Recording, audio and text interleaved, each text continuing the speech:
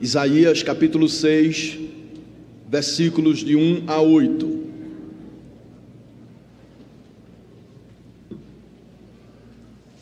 Vamos fazer essa leitura alternadamente. Iniciemos.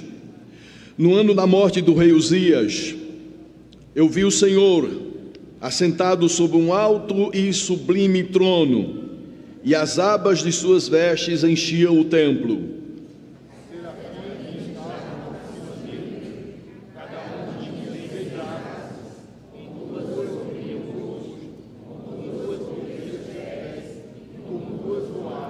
E clamavam uns para os outros, dizendo: Santo, Santo, Santo é o Senhor dos exércitos, toda a terra está cheia da sua glória.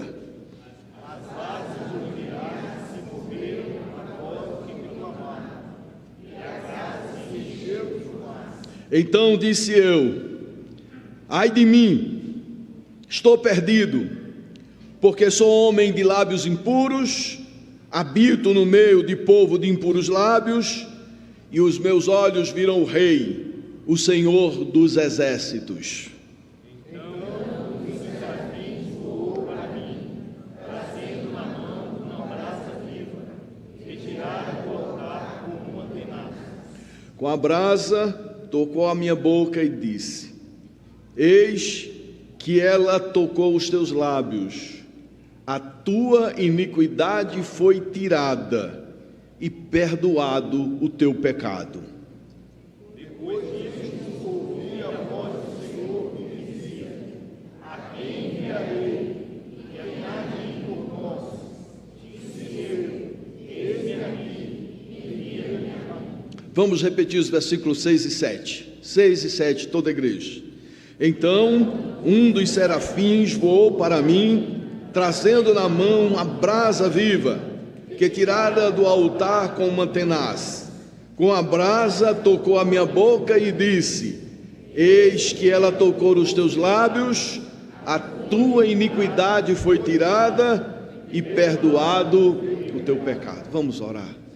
Senhor, nós pedimos que o Senhor fale à tua igreja, fala ao teu povo, que essa noite o Senhor, os céus se abram e a tua voz seja ouvida por todos que aqui estão e aqueles que também estão nos acompanhando pelas redes sociais. Eu te peço que tu me enchas com o Espírito Santo, Senhor. Me enche, Pai, com o Espírito Santo. Nos livra de ter um discurso religioso. Desejamos ouvir a tua voz. Fala conosco, fala o que o Senhor quer. Revela a tua vontade ao nosso coração, à nossa vida. Muda-nos naquilo que nós precisamos de mudança. E toda obra do inimigo que se levanta contra a nossa vida, Senhor, que caiam por terra agora no nome de Jesus. Cobre-nos com o sangue do Cordeiro e enche esse lugar com a tua glória, pois nós pedimos em nome do Senhor Jesus. Amém, Senhor. Amém. Amados, o texto sagrado que nós acabamos de ler inicia com a fala de Isaías dizendo: no ano da morte do rei Uzias. Isaías começa a falar, se posicionando no marco histórico, e ele fala de Uzias. E quem foi Uzias? Ele foi rei de Judá e reinou durante 52 anos. Inicialmente, esse homem fez o que era reto aos olhos do Senhor, e enquanto ele buscou o Senhor, Deus o fez prosperar. Eu vou repetir essa fala. Enquanto Uzias buscou ao Senhor, Deus o fez prosperar. Para os irmãos terem uma ideia da dimensão e do alcance e do poderio desse homem, ele chegou a ter um exército com mais de 307 mil soldados. Quanto é a população de Garanhuns? 230, 240, por aí? 250. 350. Isso é para ver se estava todo mundo prestando atenção. 150, toda a população de Garanhuns. O exército dele tinha 307 mil soldados. Era tido como um amigo da agricultura. Edificou várias torres em Jerusalém.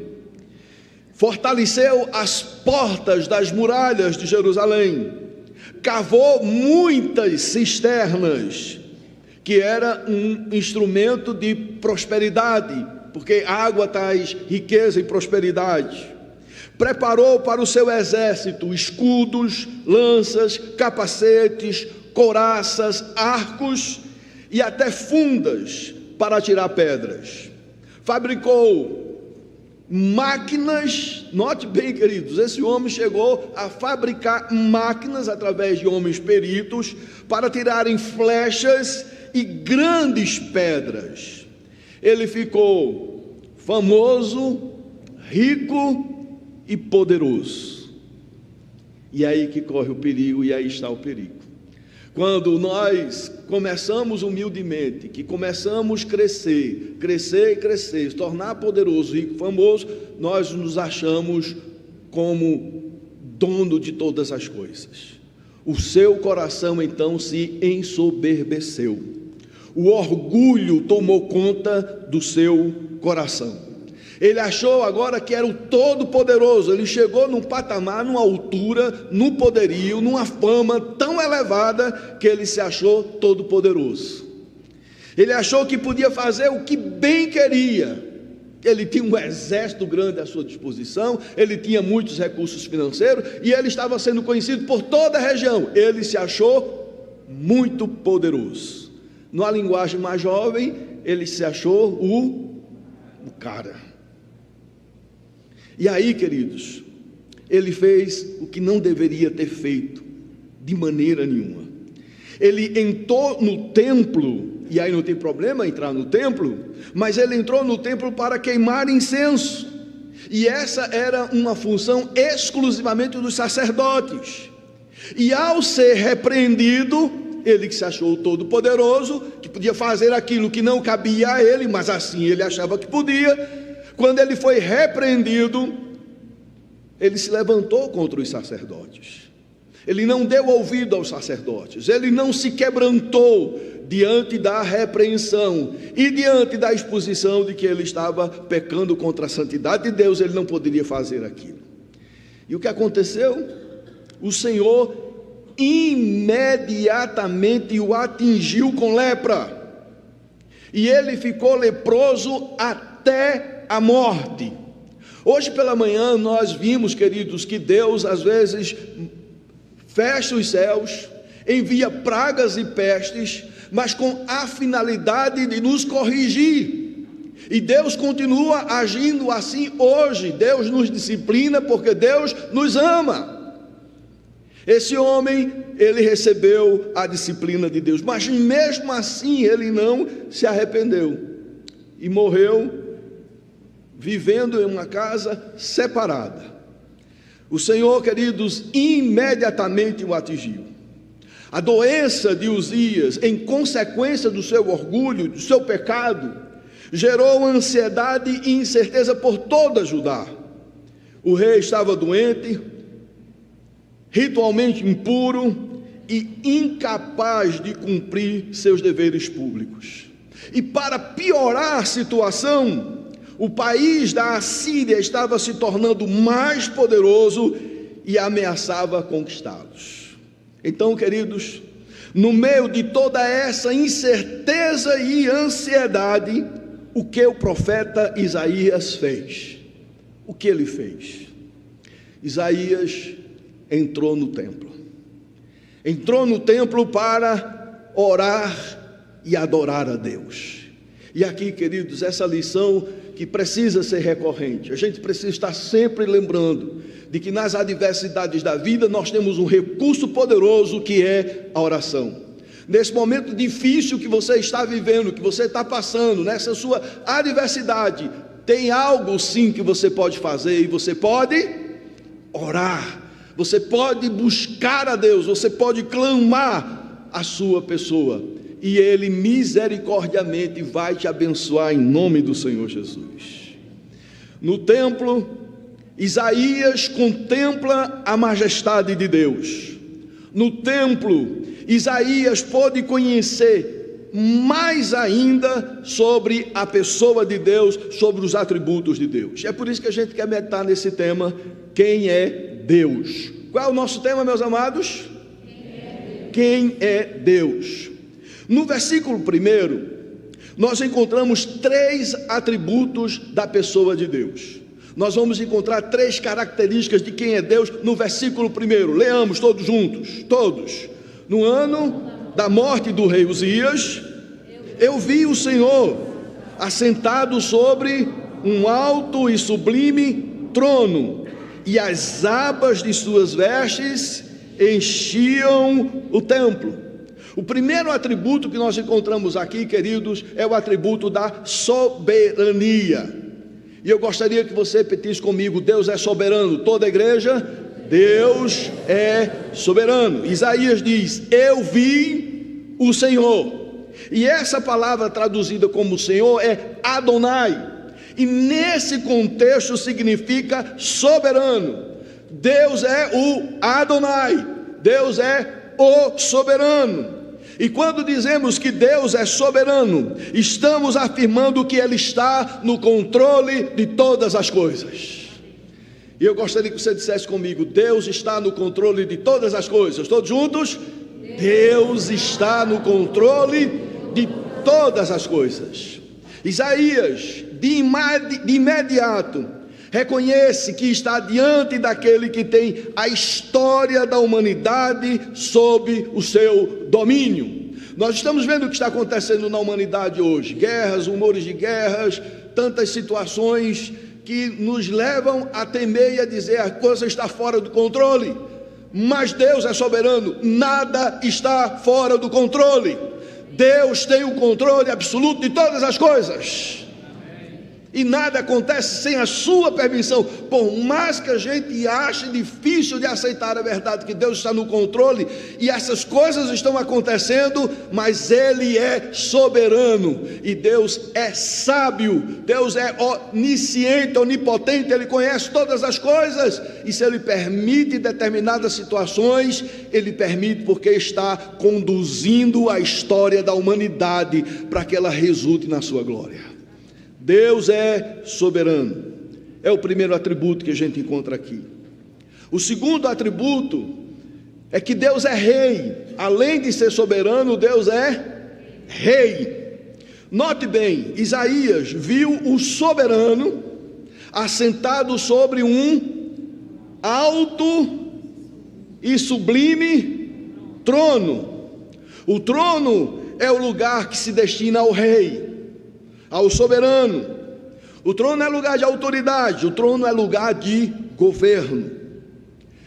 E é interessante, queridos, que o texto sagrado também diz que as abas das suas vestes, ou seja, do seu manto, enchiam o templo. O manto fala de realeza, da majestade e da autoridade real de Deus. O soberano como rei é aquele que governa e administra, que comanda, que intervém e que aplica a justiça. Deus é rei, louvado seja o seu santo nome. Mas há um outro detalhe no texto. Isaías viu o soberano assentado sobre um alto e sublime trono.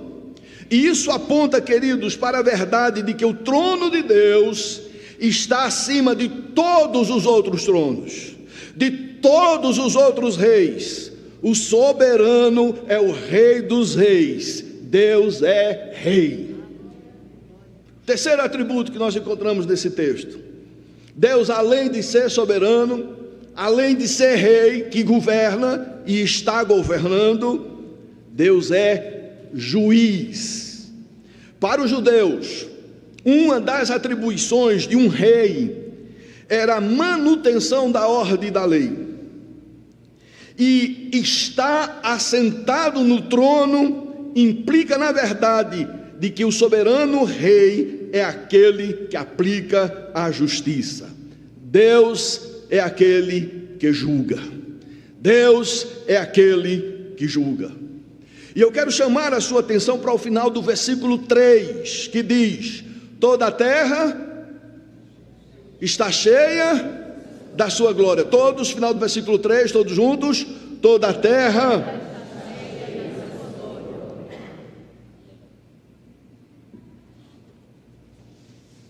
Meus amados, nós temos aqui 3 verdades. Primeiro, a glória de Deus traz a manifestação da sua santidade. A glória de Deus que enche toda a terra é uma manifestação da sua pura santidade. No contexto bíblico, a santidade de Deus não é apenas uma qualidade isolada, mas uma força ativa que exige pureza e justiça. Assim, quando os profetas falam da glória de Deus enchendo a terra, isso também implica em uma chamada para que a justiça seja manifesta em todo o lugar. A presença de Deus traz à luz a injustiça e o pecado, preparando o caminho para o seu juízo. Deus é juiz. A glória de Deus também nos ensina acerca da onipresença de Deus. A verdade de que a glória de Deus enche, note bem, enche o quê? Toda a terra, ressalta a sua onipresença, indicando que não há nada oculto na visão de Deus. Preste atenção nisso, meu querido irmão, minha querida irmã. Não há nada oculto da visão de Deus. Deus conhece todas as coisas. Deus vê a sua vida com profundidade. Isso inclui todas as ações dos homens, boas e más. A onipresença de Deus garante que seu juízo seja completo e abrangente, baseado em um conhecimento perfeito, note bem, baseado no conhecimento perfeito de todas as circunstâncias e intenções do coração. Deus é juiz, e a glória de Deus também é fundamento para o juízo. A glória de Deus, ao preencher toda a terra, estabelece o cenário para o juízo divino, pois contrasta a perfeição de Deus com a imperfeição humana, e esse contraste torna evidente a necessidade de um juízo e da correção. A revelação da glória de Deus leva à consciência do pecado e à necessidade de redenção, que são elementos centrais no conceito bíblico de juízo. Deus é juiz. E eu gostaria que todos repetissem comigo, todos juntos: Deus é juiz. Nos versículos 2 e 3, nós encontramos mais um atributo. Deus é soberano, Deus é rei e Deus é juiz. Versículos 2 e 3, leamos. 2, comigo. Serafins estavam por cima dele, cada um tinha com duas cobria os seus pés, e com duas voava, e clamavam uns para com os outros, dizendo: Santo, Santo, Santo é o Senhor dos exércitos.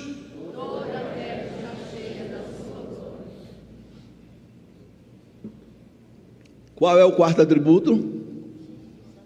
Deus é santo. Todos? Qual é o quarto atributo? Deus é santo. Deus é soberano, Deus é rei, Deus é juiz e Deus é santo.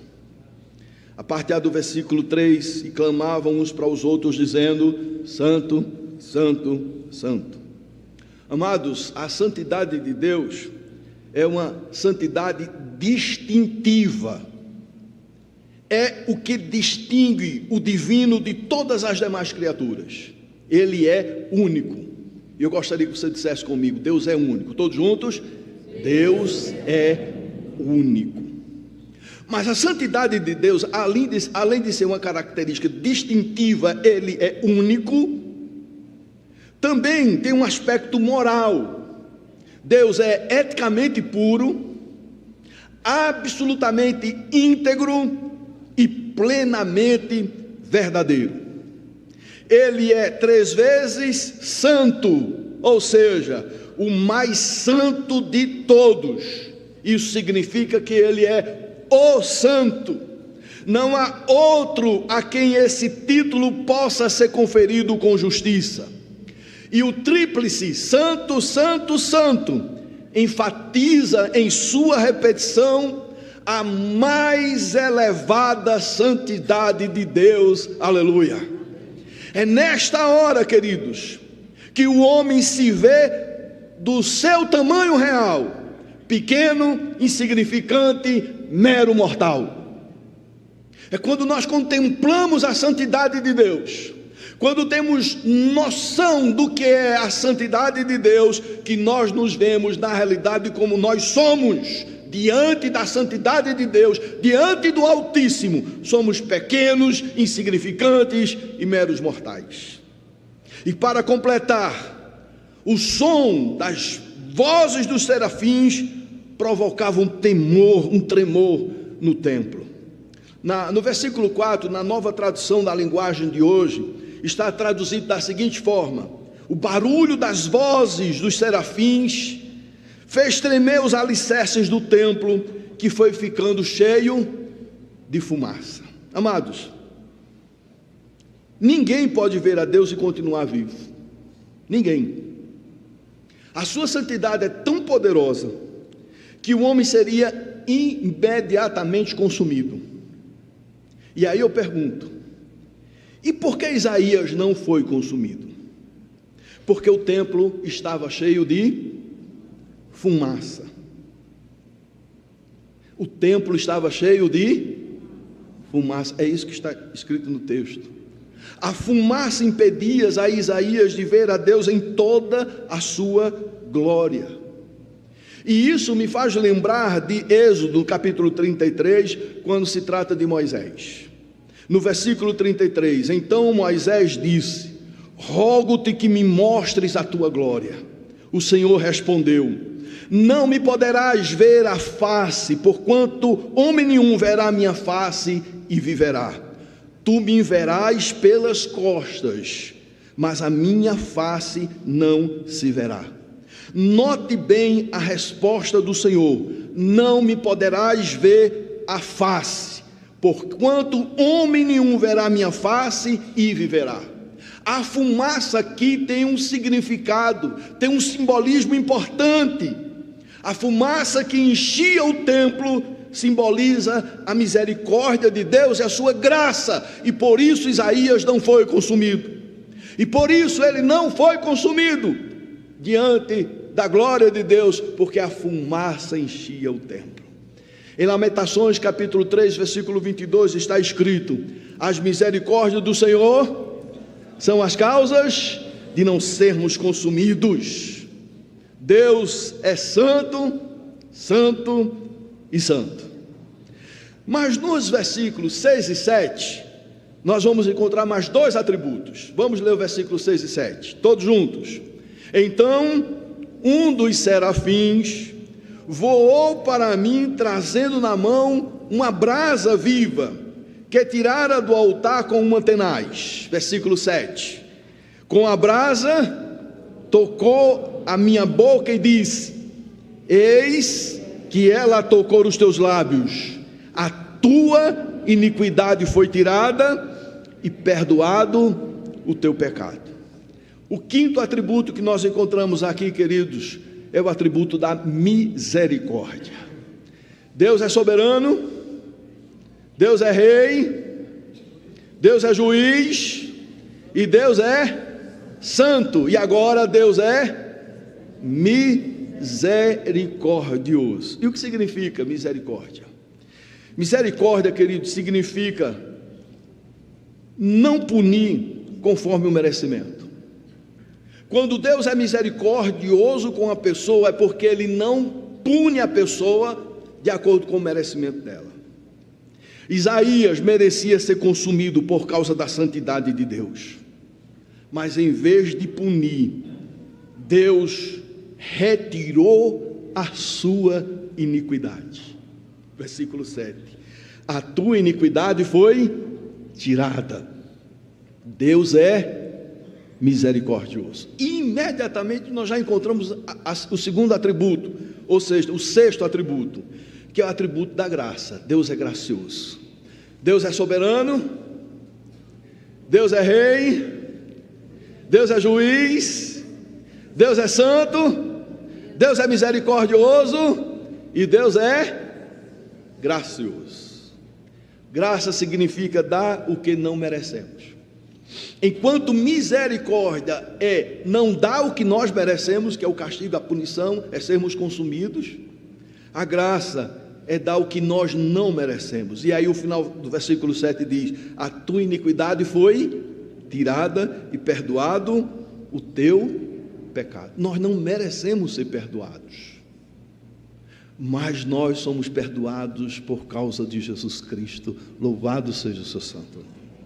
Quem é Deus? Todos comigo. Deus é soberano, rei, juiz, santo, misericordioso e gracioso. E eu quero chamar a sua atenção agora, queridos, para o que o reformador João Calvino disse. Ele escreveu: somente podemos conhecer a nós mesmos. Note bem que um sábio já disse: procura conhecer a ti mesmo. Mas nós, de acordo com Calvino, só podemos conhecer a nós mesmos verdadeiramente quando conhecemos a Deus. Pois é na contemplação da sua majestade que percebemos nossas próprias limitações e pecados. Veja que coisa interessante.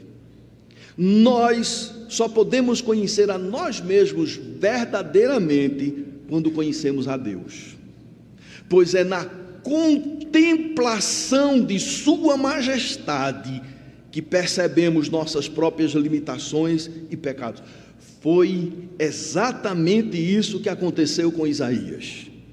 É exatamente essa história que nós estamos lendo, compartilhando. Quando Isaías contemplou a majestade de Deus, ele conheceu a sua própria condição espiritual. Amados, isso aqui é muito sério, é muito profundo, é muito sondador da nossa alma e da nossa comunhão com Deus. Quando Isaías contemplou a majestade de Deus, aí ele contempla a si mesmo, aí ele se dá conta da sua verdadeira condição espiritual. Primeiro ele contemplou a Deus como soberano, rei, juiz e santo. Depois ele experimentou mais dois atributos, o da misericórdia e da graça. Há um detalhe importante que eu quero considerar, queridos. Para Isaías experimentar a misericórdia e a graça de Deus, ele teve que contemplar a sua própria condição espiritual.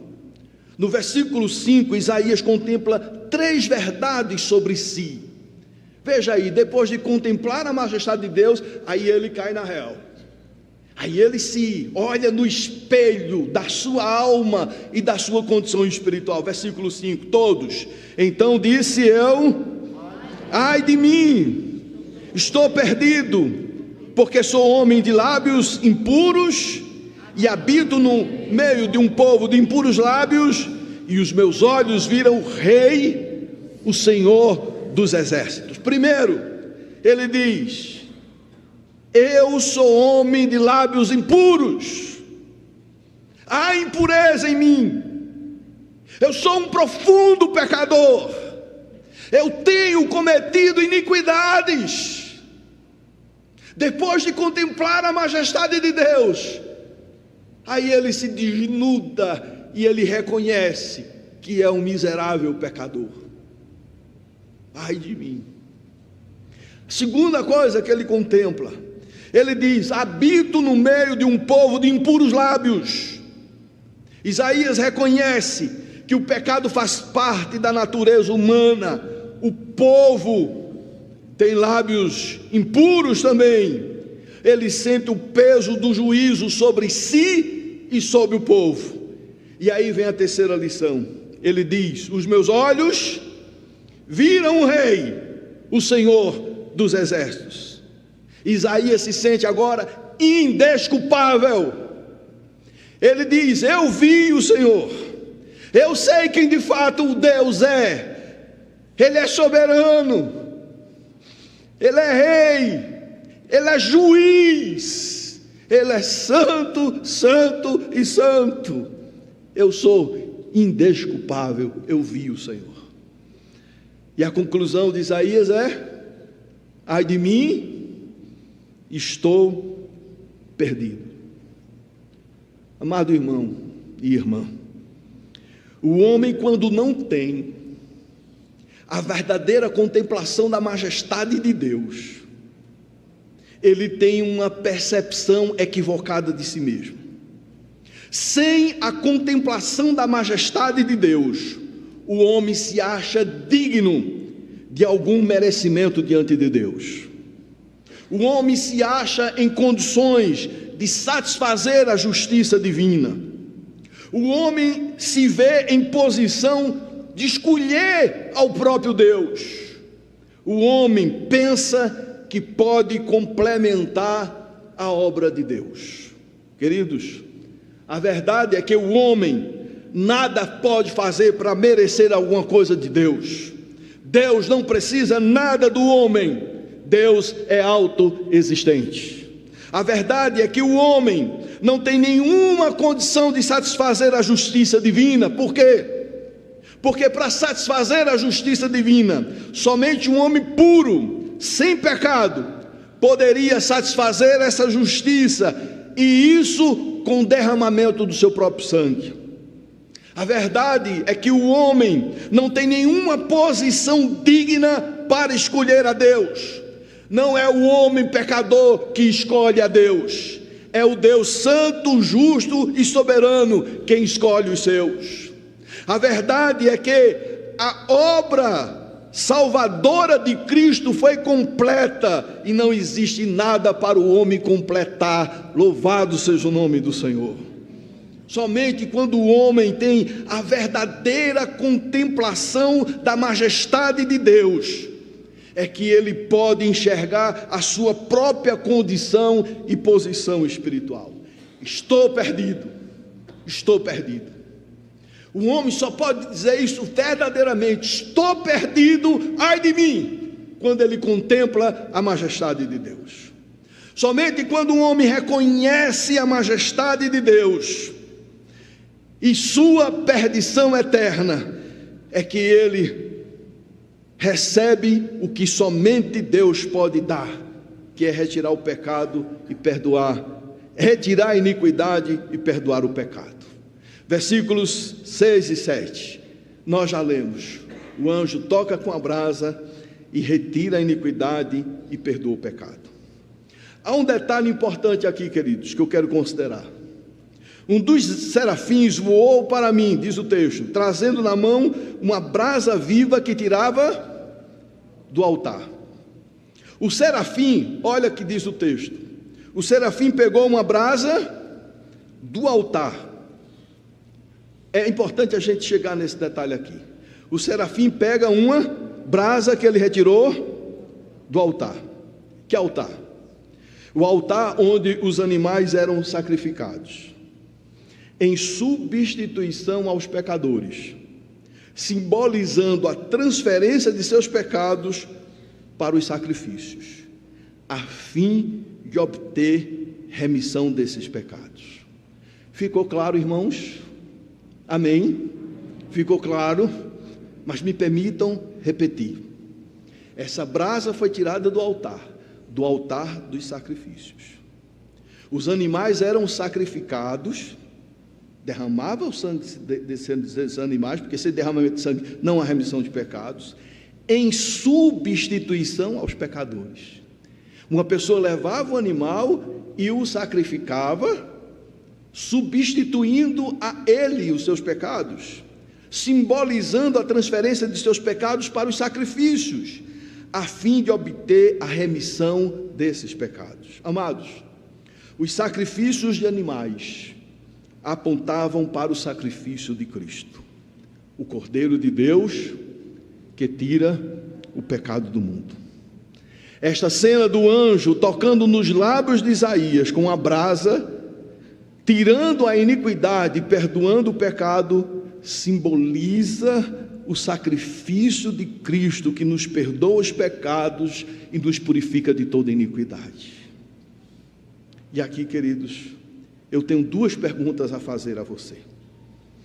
Diante do exposto, você contemplou a majestade de Deus nessa noite? O Deus soberano, Rei, Juiz, Santo, Santo, Santo, misericordioso e gracioso. Você contemplou a majestade de Deus? Você confessou: ai de mim, estou perdido? Se você contemplou a majestade e você hoje, no seu coração, disse: realmente, ai de mim, estou perdido, receba a Jesus Cristo como Senhor e Salvador. Não vai ter anjo tirando mais brasa, porque esse sacrifício foi por Jesus lá na cruz do Calvário, e a brasa que nos purifica e retira a nossa iniquidade é o sangue de Jesus derramado na cruz do Calvário. Confessa Jesus como Senhor e Salvador, e você, como Isaías, terá a sua iniquidade retirada e o seu pecado perdoado. Acabou, amados? Acabou? Paramos por aqui? Não! Nós ainda temos o versículo 8. Vamos ler todos o versículo 8? Leamos. Depois disso, ouvi a voz do Senhor que dizia: a quem enviarei? A quem há de ir por nós? Disse eu: eis-me aqui, envia-me a mim. Amados, depois de ter acontecido tudo isso, aí o Senhor fala. O Senhor só fala nesse momento. Depois de toda essa cena, de toda essa glória, diante de todo esse esplendor, diante de toda essa majestade, diante dessa fala de Isaías, diante da ação do anjo, quando Isaías tem a sua iniquidade retirada e o seu pecado perdoado, aí Deus fala. E ele fala fazendo uma pergunta: a quem enviarei e a quem há de ir por nós? Quem anunciará o que Deus é? Soberano, Rei, Juiz, Santo, misericordioso e gracioso. Quem anunciará que o homem está perdido? Quem anunciará que Jesus é o Cordeiro de Deus que tira o pecado do mundo, que retira a iniquidade? Quem? Isaías disse: todos, eis-me aqui, envia-me a mim. Ser perdoado implica na disposição de obedecer. E aqui eu encerro com duas perguntas. Você quer receber a Jesus hoje? Gostaria que a igreja estivesse em oração. Hoje você ouviu uma exposição da majestade de Deus. E essa contemplação da majestade de Deus, e só através desta contemplação da majestade de Deus, é que você pode se enxergar, e enxergar verdadeiramente a sua condição espiritual de pecador perdido. Mas em Cristo você tem um perdão, a sua iniquidade retirada e o seu pecado é perdoado. Eu gostaria que a igreja estivesse em oração. Vamos orar. Espírito Santo, somente o Senhor pode convencer do pecado da justiça e do juízo. Somente o Senhor pode nos fazer enxergar a majestade do Senhor e enxergar a nossa iniquidade, a nossa perdição. Abre os olhos daqueles que ainda não te contemplaram, ainda não se contemplaram e ainda não confessaram a Jesus. Que essa seja a noite, em nome do Cordeiro. Enquanto a igreja está em oração, eu gostaria de saber se existe alguém no nosso meio que deseja receber a Jesus como Senhor e Salvador. Eu quero orar por você e peço apenas que você dê um sinal levantando uma das mãos. Alguém que deseja receber a Jesus como Senhor e Salvador, levanta a sua mão bem alto, porque eu desejo orar por você. Enquanto a igreja está orando, aonde está a primeira pessoa que deseja receber a Jesus? Amém, amém, glória a Deus. 2 pessoas. Aonde está a terceira pessoa que deseja receber a Jesus? Levante a sua mão agora, eu quero orar por você. Aonde está a terceira pessoa? Glória a Deus.